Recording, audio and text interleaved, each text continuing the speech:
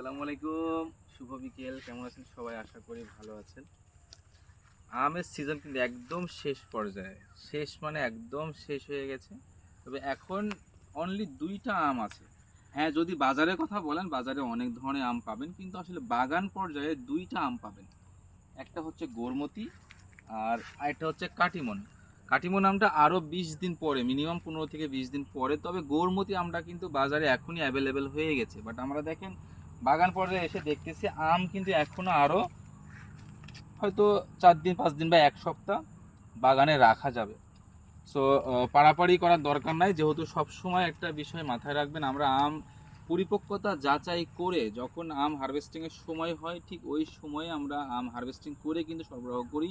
So গোরমতি আম আশা করতেছি আজকে ২৪ তারিখ, হয়তো ২৮ বা ২৯ তারিখের দিকে আমরা প্রথম হারভেস্টিং করব। গোরমতি আম কিন্তু খুবই সুস্বাদু আম। যতগুলো হাইব্রিড আম বাংলাদেশে তৈরি হয়েছে, আমরুপালি এবং গোরমতি আম সবচাইতে বেশি মিষ্টির আম।